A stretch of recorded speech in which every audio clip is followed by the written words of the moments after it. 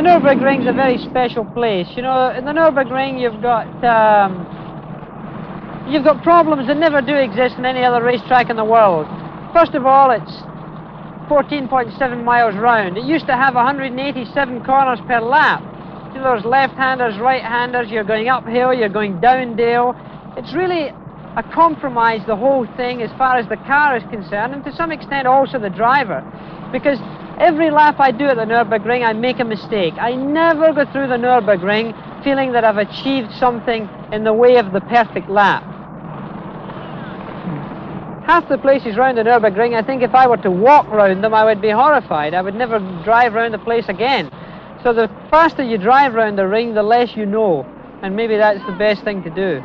At the Nürburgring, rain is a problem because the racetrack is 14.5 miles long, as I said. You're coming round lovely dry weather conditions. The track is dry, the conditions are good.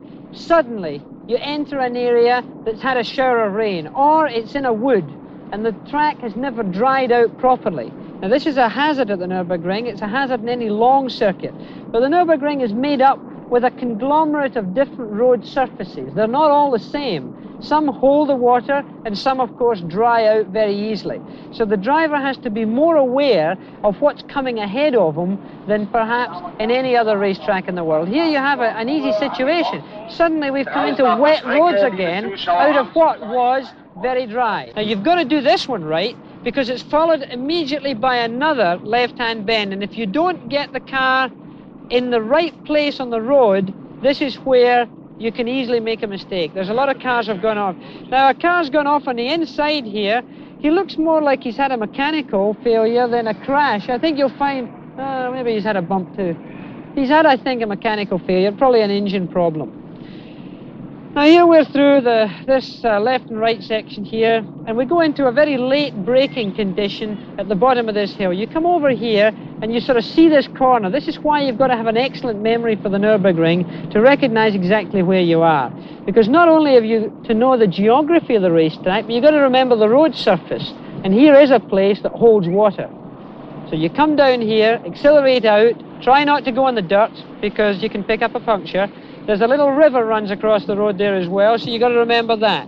You're approaching the famous carousel, and if you look forward, you see the high fir tree. Now, we aim the car at that high fir tree, and if I put this car on the line for the fir tree, I go exactly into the bowl of the carousel. And there you are, into this bowl. It's a second gear corner. You're accelerating round this corner, not too fast, but still accelerating round, and out you come. The car lifts itself out the bowl, and if you do it properly, it's clean, it's fine, and you haven't got a problem. If you come out too early, the car will just fly straight over to the barrier. Now, here we go into what is a very fast part of the circuit. We've got this situation coming out here in third gear, accelerating hard, going into fourth gear, and now we approach a thing called the Flugplaza. And this Flugplaza is where the first jump of the Nürburgring comes in. Now, the car gets light over this little bump. You put it into fifth gear, top gear, mark you, going round here. You're accelerating hard, and this is a gamble, whether you change into fourth gear just before here or keep it in fifth, because just here the car takes off and you fly over this. You arrive on the ground again with not much room to start getting the car nicely balanced and sorted out for the start of a very fast section. Fastest part in the circuit with the main straight. You're going through here in fourth or fifth gear. You're climbing. It's quite a climb, so the car's really working hard. You're getting to the top of this rise here. Now, of course, there's been many accidents up here. There was a driver killed here a couple of years ago because you're going down this next section around 175 miles an hour. Doesn't look like it. When you see this here, you think it's a very short straight. This section here is taken at 175 miles an hour. You're in top gear, of course. And you go over this rise. Again, the car gets light as you go over the rise. It's up in the air. You've got to settle the car down again because the Nürburgring is never level. And you go into this left-hander. Now, I take this in top gear. I keep it in top gear, which is fifth gear. Now look at this, a Nürburgring classic. You come out of a semi-dry road condition, straight into a change of surface, and now this surface holds rain, terribly slippy. And here you've got a hard braking corner. You're in third gear.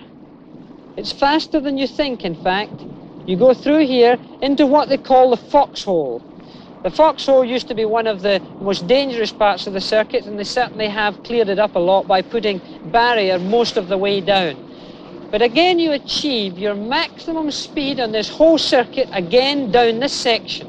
And this also is hard to believe. Here you see yourself going through what is really a cutting in a heavily valleyed area with trees. Now, can you think of going down here at 175, where the car bottoms out in the bottom, it graunches the suspension, the chassis really gets gouged, and you start going up this other end here. Now, when you go up this hill, at the bottom here, if you look up the hill here, you're going up here with so much G-forces on that you can't take your foot really properly off the throttle and get it onto the brake. Just as you hit this corner, I stick it into fourth gear.